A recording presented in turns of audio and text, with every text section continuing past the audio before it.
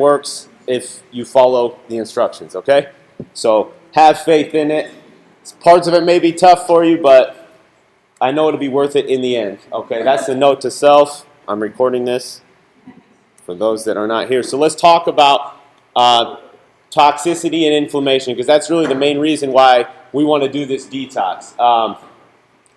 With toxicity building up in your body, you lose the natural defense system and it becomes overloaded. So it sets off a domino effect of all kinds of different negative things and health conditions. So if you have any of the following issues, a good cleanse and detox is a good idea. Allergies, arthritis, autoimmune deficiencies, headaches, unexplained fatigue, brain fog, bloating, all different sorts of things. You know, there's a lot of things like I didn't know how allergic I was to dairy products until I cut them out, and then I tried to introduce them right away, and you notice a big difference. And that's kind of what this program is going to be. We're going to peel back a lot of different stuff that you are probably really used to, that you've kind of become adapted to, and you don't really know what the effect on you really is.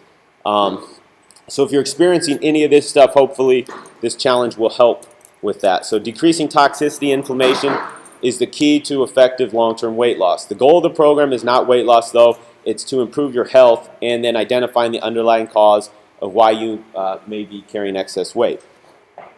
And of course, the added bonus is you're going to lose weight with this, okay? You're going to be getting and staying healthy. You're going to take away the foods in your diet that are causing toxicity and inflammation, and it's kind of like giving your body a chance to reset, you know, like a tolerance break on all these things like caffeine. So sources of toxicity: addictive habits, coffee, sugar, alcohol, processed foods, junk foods, high fructose corn syrups, trans fats, that's one of the worst, food allergies, sugar and flour products, bad fats, and of course alcohol. All these things, even excessive red meat creates toxicity in your body. All these things mess up. Does anybody know what pH balance is? Okay, so the more sugar and high carbs and even red meats that you have in your body, that throws your pH balance to acidic. Okay, so now you're acidic. The only way to get your pH balance back to alkaline is to eat lots of greens, okay, and less sugars. Putting sugar into your body is basically creates toxicity, inflammation, and acidic pH balance. So, toxic load on your body comes from diet, chronic stress, and our environment. Stress is actually one of the worst things aside from diet. But a diet high in sugar, trans fats, food additives, preservatives, pesticides, hormones, all this stuff, antibiotics, it's really bad for your bodies and your minds as well. That's why a lot of people, they feel like kind of like cloudy headed when they're not really sure why. Have you guys ever felt that way? You're just kind of like, you can't seem to get it together sometimes. So all these heavy metals like mercury and lead contribute to the toxic load, and so do negative thoughts and behaviors as well. So this cleanse is going to be both internal and external. There's going to be the mental side of it, and there's also going to be the internal side with all the organs like you can see there. Let's talk about some external toxins. Chemical toxins are most commonly found in cleaning products, personal care products, pesticides, herbicides, food additives, things like that, right? You guys have probably all heard of these before. Anybody know what, what they come from plastics and different things like that and different metals. But there's really no way to totally avoid all the different things that get put in the air and all the different things that you come in contact with, but you can do your best to get this stuff out of your body as soon as possible, right? Because you're never going to have a pH balance that's, you're never going to be alkaline all the time. That's just not realistic, and you're never going to not have any of these chemicals affecting you.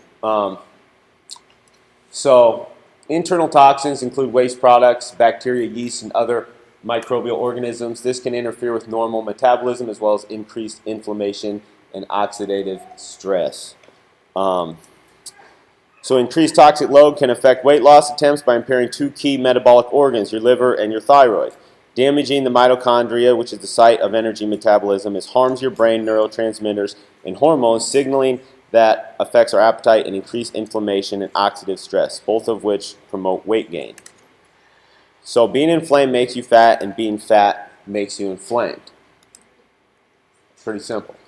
Okay, so where does it come from? Like we already talked about, sugar, stress, hidden infections, fat cells, a lack of exercise, and hidden food allergies that you may not even know you have, right? Who here thinks that they have food allergies that they don't know about? Like you ever, after you eat certain things, you feel bloated, or you start sneezing and you're not sure why? That's what these things can be. Okay, so this is, like I said, this is really an elimination diet. Part of doing an elimination diet is to identify foods that you're eating that could be the cause of chronic health and weight problems. The idea is, like I said, we want to give your body a break from these common food allergies and sensitivities, and see, what's better, what disappears, how you feel.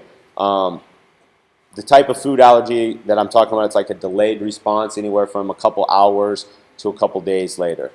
But food allergies can play a huge role in chronic disease and weight problems, but they're not recognized by conventional medicine. So like we said, bloating, food cravings, reflux, all different sorts of things, sleep, autoimmune disorders, weight gain, fluid retention, fatigue, brain fog, irritable bowel syndrome, mood problems, headaches, sinus, nasal congestion. It just goes on and on, all these different problems. But you develop food allergies when the lining of your gut and the balance of normal gut flora gets damaged from poor diet, stress medications, infections, or toxins. It's called leaky gut. So basically, intestinal inflammation of the gut lining, you don't absorb the stuff you're eating like you're supposed to, right? Like you don't absorb the B vitamins and you don't get the effect, and it can manifest in all different sorts of things. There's not like one specific thing, but if you're not taking probiotics and you're not taking digestive enzymes and stuff right now, you probably could be experiencing this. Partially digested food particles get into your bloodstream, so talking about the leaky gut syndrome, and then body attacks these foreign molecules, creating an immune response complexes against them. The immune response increases the inflammation in your body, so healing your digestive system and the lining of your gut can reduce the severity and number of food allergies, as well as actually your gut affects every part of your body. The food you eat should promote a healthy physiological response, promote a healthy hormonal response, support a healthy gut, support your immune system, and minimize inflammation, not cause it. So, what I want you guys to think about, the biggest thing if you could take away from this, sugar is probably the number one thing that's the problem for most people, right? Because a lot of the stuff you eat, white bread, you eat pastas, you eat these different things, well, that's basically sugar. Your body's gonna recognize that as sugar. So sugar is a new cigarette. It increases insulin, it increases fat storage, and it's addictive. 93% of lab rats chose sugar water over cocaine. So that gives you an idea how addictive sugar is. Not good. So nutrient poor, high sugar, salty, carbohydrate, dense foods are addicting and alter our pleasure, reward, and emotional pathways in the brain. Weed actually binds to an opiate receptor in the brain. So chronic stress and lack of sleep just reinforce and makes it worse. What foods do you crave when you're stressed or running low on sleep? Chocolate? You guys ever feel stressed out and for whatever reason going to McDonald's you think will make you feel better, or having beer or pizza, right? Does everybody have a bad day and then they want to go have some pizza to make themselves feel better, or whatever it is, right? Why do you crave those? Well, that's because you get that feel-good hormone from them. It feels good. It's like a drug. That sugar actually, for a second there, for a little bit, you feel better, which is not good. I know we all love donuts, but at the end of the day, not good. So then you overeat all this bad stuff, all the junk food basically, and you don't get full because there's a lack of nutrients, right? When you look at the donut there, that really tastes good, but what are you getting there, right? There's no protein, there's no vitamins, there's no fiber, there's nothing really beneficial in there. It just spikes your insulin through the roof. And with the insulin spike we're talking about, then it all really comes back to managing your blood sugar, right? So if you manage your blood sugar, you will decrease the amount of insulin in the bloodstream. Insulin is always present in the bloodstream. The key is you don't want to have too much, because each time we eat, we're telling our body to burn fat or store fat based on what the meal is made up of, right? So if the meal is made up of donuts, not good. Not good. Because if insulin levels are super high, like when you eat a bunch of junk food, like particularly sugar junk foods, your body's not going to use fat for fuel source and has a hard time stabilizing your blood sugar, right? It's not going to use stored fat, it's going to use all that sugar, what it can, and the rest of it then will store as fat. So now you're even way worse off. So hormonal imbalances start when you overconsume carbs. Overconsumption of carbohydrates also leads to excess glucose and triglycerides in your bloodstream, promoting leptin resistance in the brain. So what is leptin? Has anybody ever heard of leptin before? Okay, so leptin is an important hormone that tells your brain you're full, right? So leptin resistance means that your brain is not hearing the leptin message and thinks you're starving. Has anybody ever ate like a whole pizza and you're still hungry?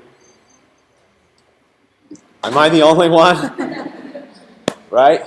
Because there's no nutritional value in that. So it promotes overeating, decreases your metabolism, and then leptin resistance also promotes insulin resistance, leading to chronically elevated blood sugar and insulin levels. And then that's where you get into real trouble, because now it's hard to get back. Like you usually have one donut, boom, your blood sugar goes up, you're okay later. But when you do that, abuse that for years, then you've gotten yourself into more problems. So hopefully that's not you. Cortisol is our stress hormone. Chronically elevated cortisol levels increase blood sugar because our body is in fight or flight mode and thinks we need the energy to run from a stressful situation. Elevated blood sugar levels can contribute to insulin resistance and promote belly fat. So let's talk about your gut, why it's so important. Your gut houses about 60% of your immune system, makes melatonin and serotonin, as well as being a critical part of your digestive process. If your gut is not healthy, you are not healthy. So our gut also is home to about 3 to 5 pounds of bacteria. Some healthy and some not so healthy. So if you think about it, your brain doesn't even weigh 5 pounds, right? But you have 3 to 5 pounds of bacteria in your body, right? So it's very important to take care of that and have the right bacteria, not let it overrun with bad bacteria, okay? The balance of good and bad bacteria in your gut will affect our metabolism, psychological well-being, and immunity. Like the reason why people for so long have said, you ever have a gut feeling? Like there's nerve centers in your gut, and that really is, a real thing. Like your gut is, not only it affects your health, your immune system, everything else, but there is a lot of stuff that they're still trying to figure out with your gut. But it's really important to have a healthy gut. So if you're not taking probiotics, you definitely need to be taking probiotics, whether you're doing this or not. Okay. Like I said, I'm trying to skip over the stuff that's not going to be super important to you guys. Our immune system's always working. It doesn't ever get a break. It has a hard time doing its main job, fighting off inflammation, and something's not getting done. That can include fighting off the bug that's going around, healing stubborn tendinitis, or keeping your arteries clear of plaque. So, who got sick this year? A lot of people. To put it all in a nutshell, what happens is, especially right this time of year is why so many people get sick, is because you have Thanksgiving, then you have Christmas, and then you have how many Christmas parties you go to, right? This side of the family, that side of the family, your cousin. You end up having 5 Christmases. You have a work Christmas party. Everybody's bringing treats. So basically, and then you have New Year's, and then you get drunk, and then you have all this inflammation, and then now you're like toxicity's through the roof, and then everybody gets sick, right? That's really why it happens, not because it's cold, but really because you screw your immune system up like hardcore for 2 months, and then that's why everybody gets sick. But anyways, yeah, this is the time of the year when everybody eats junk food, right? Or was. Now it's New Year's resolutions time. Everybody's trying to get over it, but that's why that happens in a nutshell. So and now we're going to talk about the program and what you guys are going to be doing, okay? So here's the program. Let's talk about what to avoid. We don't want to eat a bunch of grains. I'm not saying grains are bad, but for this program, we want to peel those back, right? We want to give your body a chance to just take a break, a tolerance break from all the grains. Obviously, no sugar. That includes xylitol, stevia, brown rice sugars, all the different things. Just any sort of sugar in any way, shape, or form, we just want to avoid it. Alcohol, Obviously, alcohol and tobacco, you're going to want to avoid those things. Alcohol creates a lot of toxic stuff in your body, not good. And also your body can't, when you have alcohol, your body cannot process, your body won't, like if you have 5 drinks, your body won't, and then you eat, your body won't break down any of the food until it gets rid of all the alcohol. And meanwhile, all that food gets stored as fat, right? Not to mention it's creating a lot of toxicity and acidity in your body. So no alcohol in this, no caffeine. I love caffeine. Caffeine's great, but we want to give your body, like I said, just a little tolerance break for 2 or 3 weeks to come off of it, okay? Then afterwards we can reintroduce it. Any sort of beans, soybeans, any soy sauce, any soy, edamame, anything like that, not on this. No dairy at all. Dairy is really, who's ever cut dairy out before? How do you feel afterwards? You feel a lot better? Yeah, it's crazy how much better you feel when you don't eat dairy, but if you eat it every day, you don't realize how bad you really feel. So take that out, and then food additives as much as you can. Try to cut out the food additives as much as possible, right? I know no one's going to be 100% perfect on this, right? But try to do the program as close as possible as you can. So what you should eat, lots of vegetables, 6 to 8 servings a day. All the different vegetables, you guys know, those are all good. The only thing, no white potatoes. You can have sweet potatoes, just no white potatoes, okay? Fruit, 2 to 3 servings per day is fine. Any fruit, really, any fruit. Just don't go crazy with it. 2 to 3 servings, not 5 to 10. Yeah.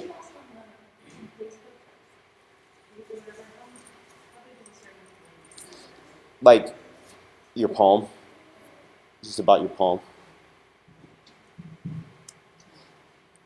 Fat, so you can eat whatever fats on this that aren't trans fats. Do you guys know what a trans fat is? That's just like a created fat, okay? Good rule of thumb, if it comes from an animal or a plant or it's a naturally occurring fat, you can eat it. Olives, nuts, animal fat, avocados, coconut milk. Just as long as it's a naturally occurring thing and it wasn't created, it's all good. Quality protein. Measures, well, you're going to get the meal plan and the recipe is all they've done for you, but if you're thinking about servings, think about your thumb, just like a tablespoon. So 2 to 3 tablespoons a day would be good. Quality protein, really anything. The main thing with this is try to get meats and proteins that are grass-fed, right? Get grass-fed beef. I mean, if you get the non-grass-fed stuff, you don't know what you're getting. You don't know what they put into it. I know guys that, professional athletes, last year there was a guy, Frank Mir, I don't know if you guys know who that is or not. He's a UFC fighter. He ate tainted meat, and it had so much steroids in it, he took a test after he ate it. He cleared 3 drug tests, and then right before the fight, he was in Australia, and he had some tainted meat, and he failed his test, and he's banned right now from competing for 2 years because of what he ate. So that's how much stuff that they're putting in this. So if you think about it, if you're growing animals, not growing animals, if you're raising animals and you can get that animal to be able to give you 10 times more or whatever, a lot more meat, they're going to be able to sell it for a lot more, right? And they can get it now to where these chickens and different things are. Chickens are actually the worst. They get the most chemicals and stuff. They're like 6 months old, and they're like way bigger than they would ever be, you know. I don't know if those numbers are exactly right. I'm not a farmer, but you guys know what I'm talking about, right? They pump animals full of this stuff. So the best thing to do is just spend a little bit extra, get the grass-fed, get the free range, because you know you're not putting any chemicals into your body, right? And what's really cool, if you go to Whole Foods, they have grass-fed everything. They have grass-fed bacon. They have grass-fed anything you want almost at Whole Foods. Everything there is kind of overpriced, but at the meat section, they have stuff there that you cannot get anywhere else that I know of. So, and I would definitely recommend supplements. I would recommend, like I said, they're not required for this, but if you're not taking a probiotic already, if you're not taking digestive enzymes already, you're just not going to be able to, well, number one, your health's not going to be where it should. It's just, with a probiotic, I would recommend anyone, whether you're training or not, or doing the detox or not, this is probably just as important as, actually this is probably more important than a multivitamin, okay? Because it's a lot easier to get vitamins from vegetables and stuff than it is to find things to get probiotics. But this is huge for me. I have to take them all the time because the digestive enzymes in them, they help break down things. If meat, you know, kind of upsets your stomach or whatever, or anything, taking the digestive enzymes helps break them down. Especially if you are going to be eating something with like cheese in it or whatever, it's very good idea to take the digestive enzymes beforehand because they break down. Also, a lot of people that take a lot of protein, if you've ever had like some protein shakes have digestive enzymes in them, and some that don't, like if you've ever had your upset stomach from a protein drink, get bloated, that's because you either need to add digestive enzymes or that protein shake doesn't have digestive enzymes. When it does, you don't feel so bloated because it breaks all that down. So I'd highly recommend those. Also, the Mayo 21-Day Detox, it cleans out the main 3 organs that are essential to absorbing all the other nutrients and food you're going to be eating. That's your kidney, liver, and colon. So if you're going to be eating all these fruits and vegetables and stuff and all this healthy food, you want to be able to absorb the maximum benefit from it, right? So the 21-day detox, it just kind of clears all that out. And, you know, the average human body has about 7 to 8 pounds. You guys do right now have about 7 to 8 pounds of undigested stuff in your body. And this will clear all that out. And immediately after a couple weeks of that, you feel much better. You feel lighter. You don't feel so bloated. And it's just a good idea every now and then to clear yourself out. It's one trick I used to do when I was fighting. The last couple weeks I would do that and I'd lose an extra few pounds. That way I didn't have to diet that off. You know what I mean? So it's something I would definitely recommend. You're going to feel, not only are you going to lose extra weight on it, but you're going to feel better, right? Your body's going to be functioning a lot better. The other thing that you're going to be going through with this is sugar cravings, because you're going to be cutting it out. This could lead to headaches. You're going to be cutting sugar and caffeine at the same time, okay? So with the L-glutamine, it's the most abundant amino acid in your body. More than 70% of your muscle is made up of glutamine, which is why it's one of the most important amino acids you can take. Now, most people think of this as a bodybuilding or a weightlifting supplement, which it is. It's probably one of the top 3 most research-proven supplements there is when it comes to building muscle and working out, but it also helps curb sugar cravings. So it's definitely a good idea to take that, especially because, guys, if I don't know what you've been eating before this, but if you're a junk food junkie and you're eating sugar and donuts all the time and coffee and everything else, there's going to be some stress created in your body dealing with this, right? So I would definitely recommend the glutamine to help with that. The other thing is New Mood. That's a great supplement that I recommend taking. Basically what the New Mood is, the main ingredient in it, and we talked about it in the manual, is 5-HTP. 5-HTP is basically, it's going to help your body to, basically it releases serotonin into your body. The only thing with this, if you are on any sort of antidepressants, you can't take this because with the antidepressants releasing the serotonin and the New Mood, you can't do them both. So, I don't know, the doctors just say, I don't know, that's too much serotonin, I guess, and it'll mess you up. So that's the only thing. If you are on any sort of antidepressants, don't take this because it releases too much serotonin. But other than that, it's a great, I take it before bed. Last couple hours, it just kind of helps calm you down. You get to bed, you go into deeper, restful sleep, and you feel a lot better. And it's great, especially when you're detoxing, because you know, some of you guys, I'll just tell you right now, you're going to be hanging out with Satan for like the first couple of days while you're cutting the sugar out and the caffeine. So anything that can kind of help with that is a good thing. And also, once your body goes, does anybody know what REM sleep is? Like the deep sleep cycle. So this helps put your body into a deep sleep, which is regenerative and restorative, so you feel much better, and it releases growth hormone, which is what your body needs to repair and recover itself. So that's a really good one. It's got vitamin B6, B3, magnesium, the 5-HTP, like we just talked about. It just increases the body's natural supply of serotonin. And L-tryptophan, that is a building block for 5-HTP, and it also helps you sleep. Other thing that I think everybody should take, whether they're doing anything, is vitamin D3. I got a personal story with this. I went to my doctor, had my blood test run. I do that once a year. So he draws all my blood, and my vitamin D level was at 23, right? So I took the vitamin D supplement every day, 2-3 times a day for about a month. I went back in, my level was at about 80, but also my testosterone had gone up 100 points, which is pretty big.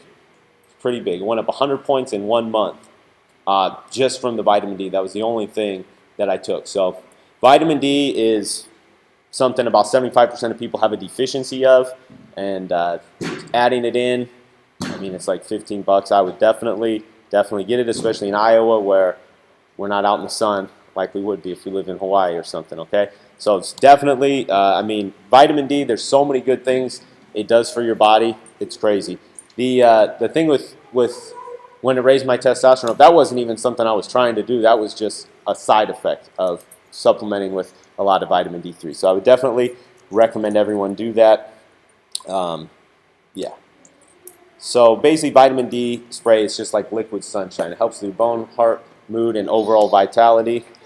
Last supplement I would recommend you guys take is the Alpha Brain, especially for those of you that are real caffeine people and you like to have a lot of caffeine. This can kind of replace that. It's called a nootropic.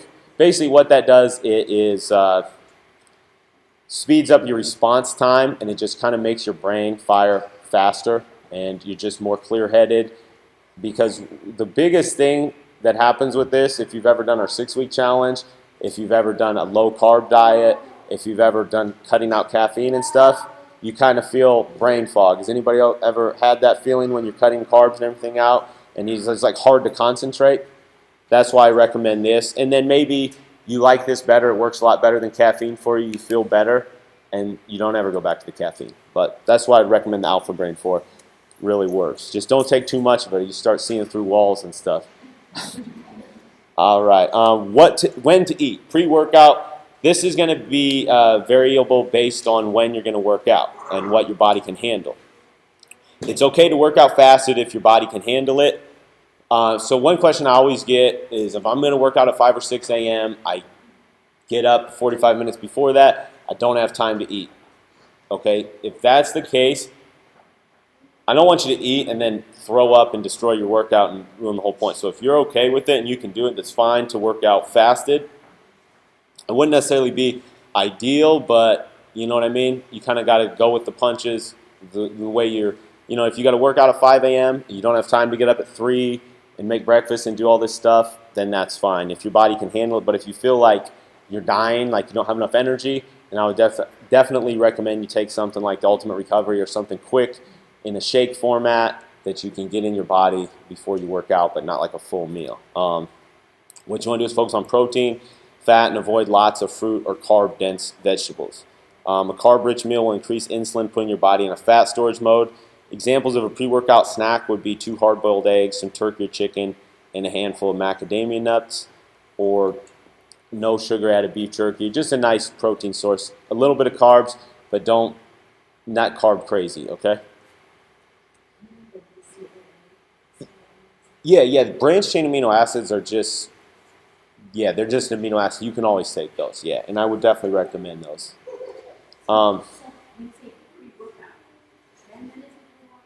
Okay, at least 30 minutes before. You don't want to eat, unless you're drinking. No, it's a good question.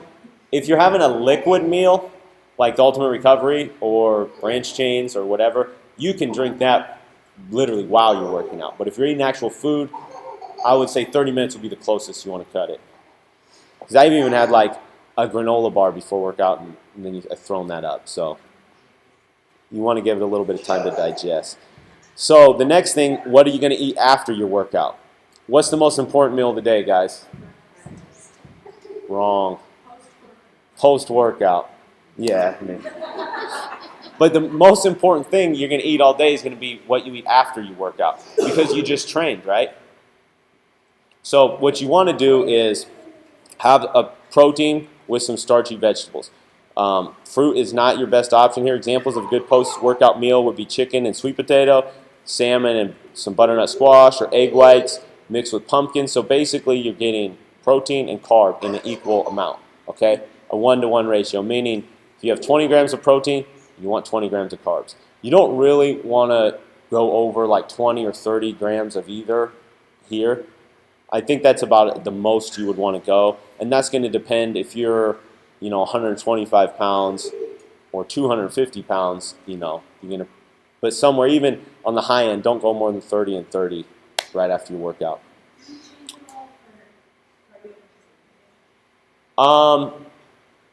Not as much, but the carbs are going to be more important after lifting day. But no, just as long as you keep it, you don't want to do like 50 grams of carbs and 50 grams of protein, right? The best way to get it into would just be with the Ultimate Recovery, because it's already broken down that way for you, and it has the glutamine and everything else in it. But just as good or close to as good would be like a sweet potato and some chicken right after you work out, right? You do that also, you have to do a protein shake before you go. I wouldn't do both. I mean, you could do a protein shake and then like some sweet potato. But I mean, if you're going to eat the chicken breast or the protein shake, either way, you're going to get the protein.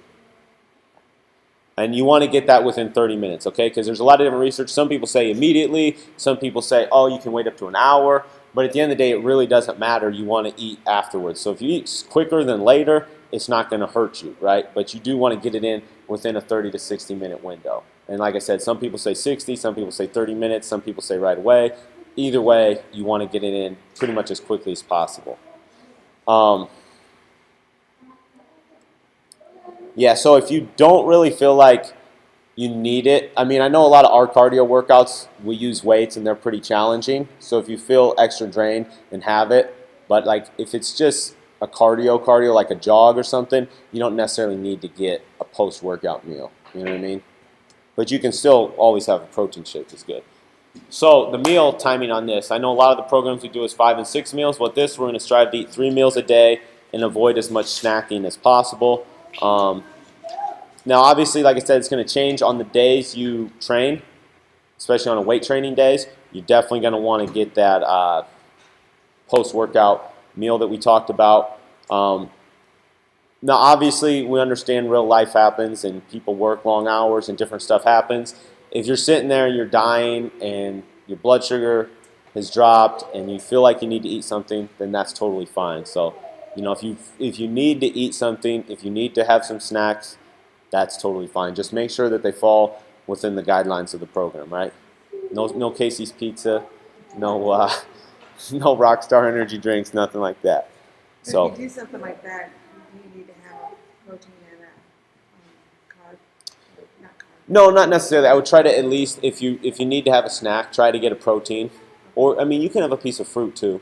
You could have a piece of fruit. Just you don't have to balance with something else. you don't have to. It would be better, but I mean, if you're like dying and you need to have something, you know what I mean? Low blood sugar, then that's fine.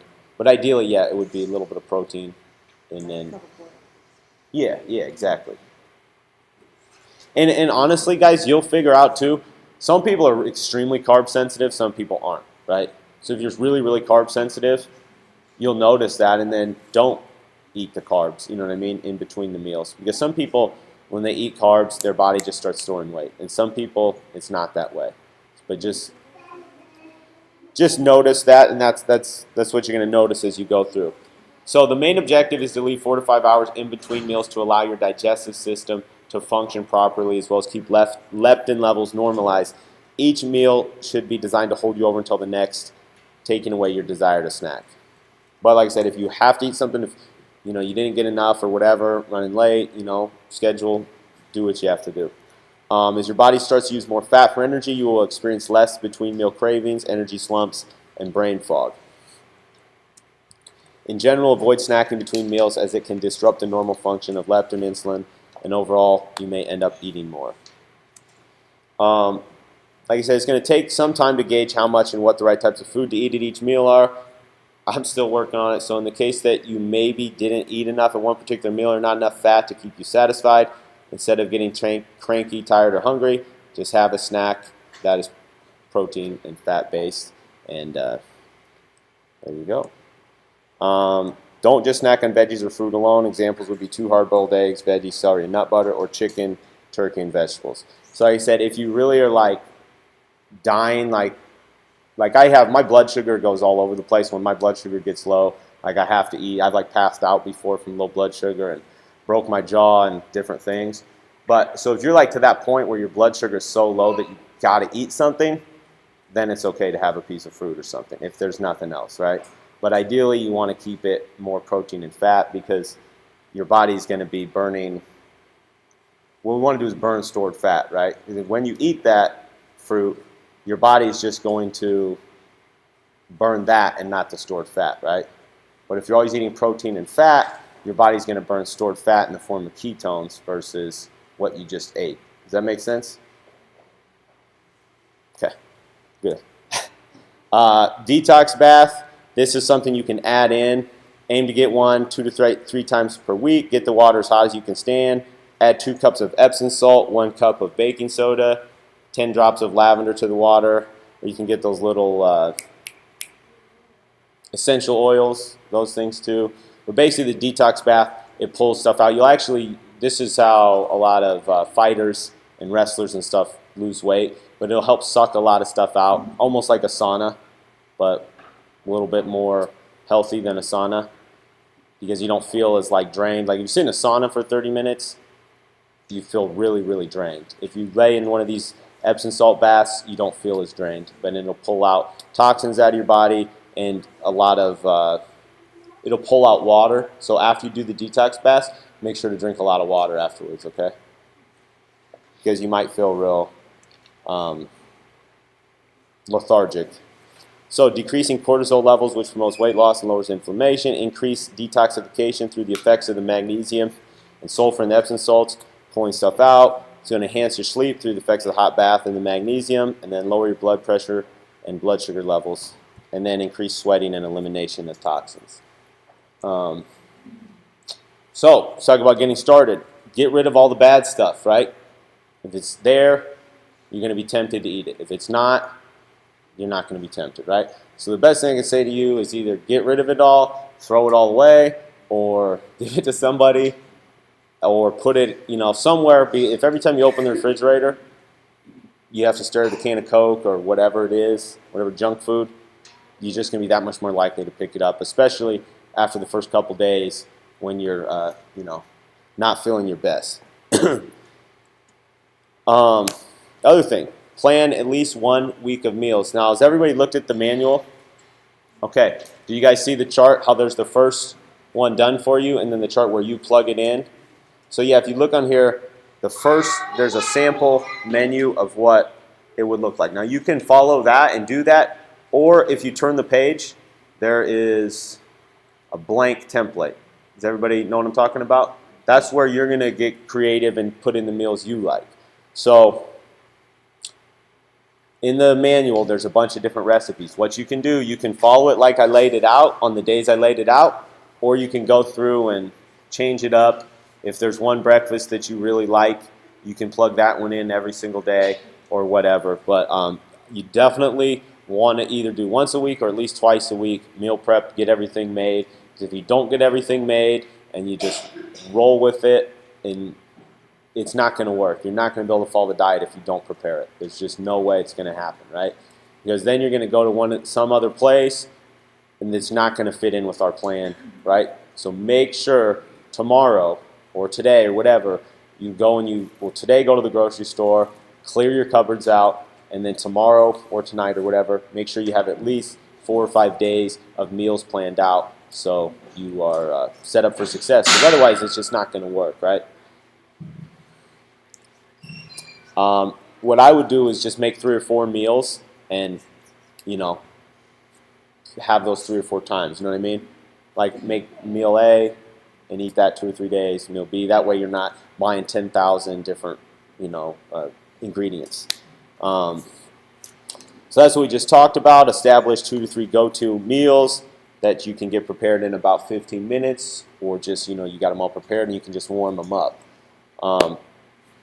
So the other thing is put together a game plan. Who has stuff coming up through this thing? Birthday parties, different things like that. Okay, so if you, what's that?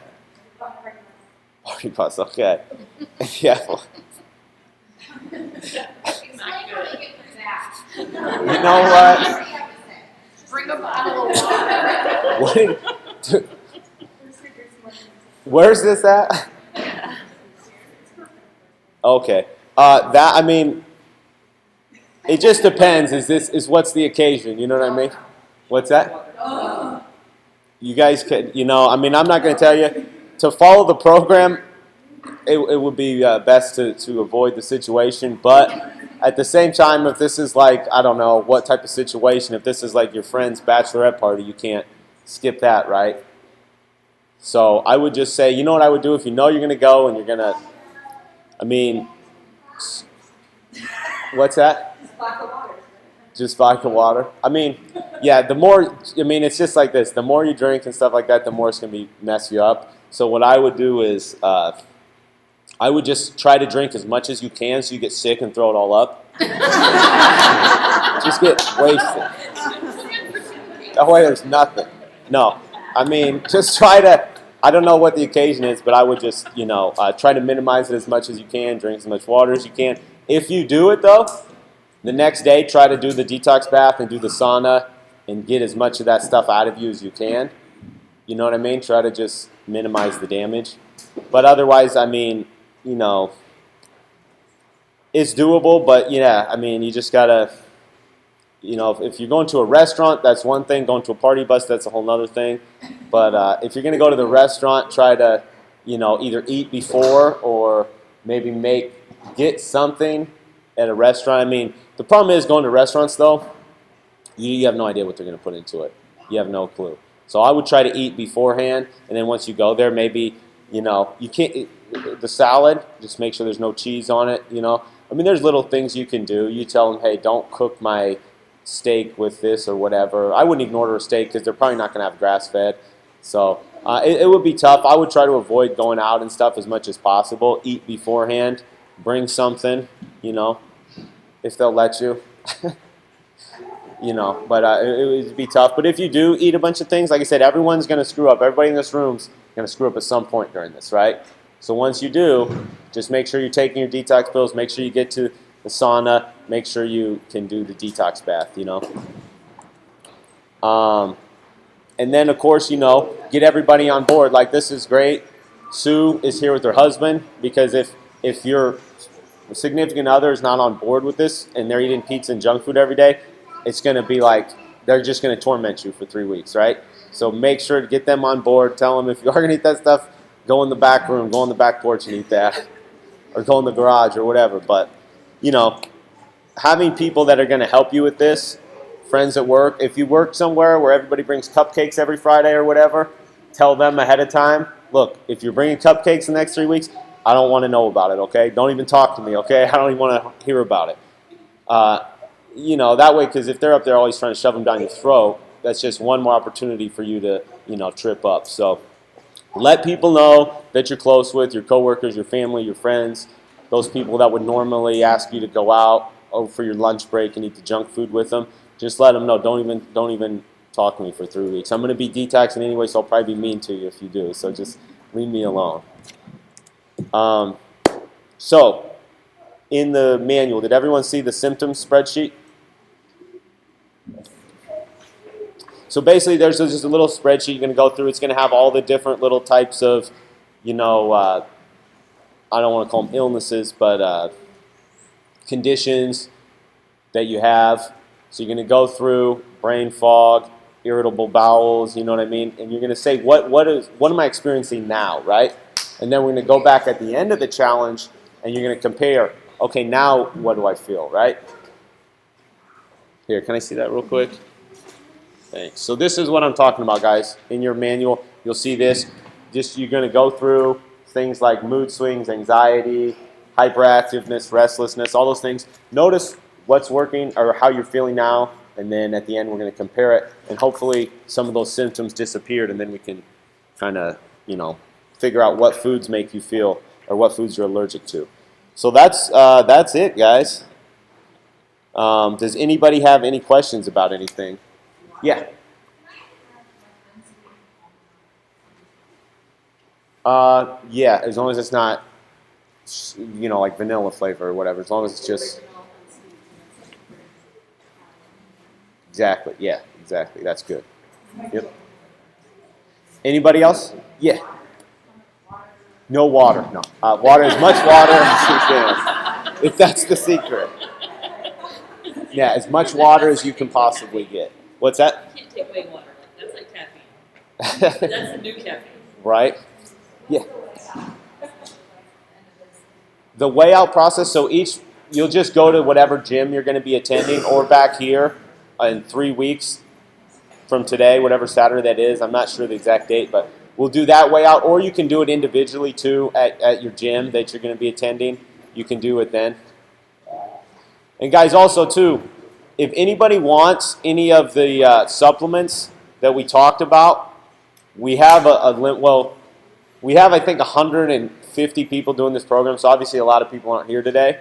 So I know those packages are probably going to get sold out. So if you do want one of the packages or any of the supplements I talked about, Kyle can get you taken care of up there.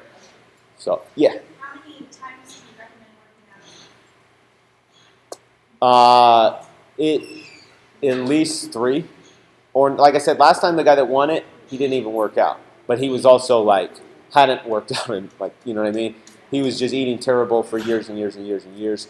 So when he, his whole body just detoxed. But if you're already working out, just keep working out the way you are working out. I wouldn't cut back any training.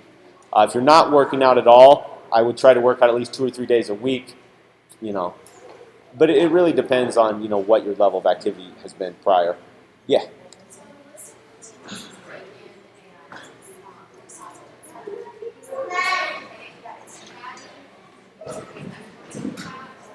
Yes.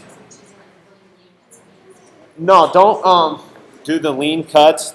We actually want a little bit of fat on this. Just what I would do is try to make sure that it's nitrate free, and that it's if you go to Whole Foods or even Hy-Vee, they'll have a bunch too. But try to make sure that it's nitrate free, and also if you can get it grass fed, because they do have that now too. But you don't need to get turkey or anything like that. Just make sure that it's minimally processed and it doesn't have a lot of nitrates in it. You can eat turkey bacon. It's not necessarily better or worse. It's fine. They're basically just chemicals, and so they're going to increase your toxic load. All right, guys. Thanks, everybody, for coming. I'll be here answering questions if you need it.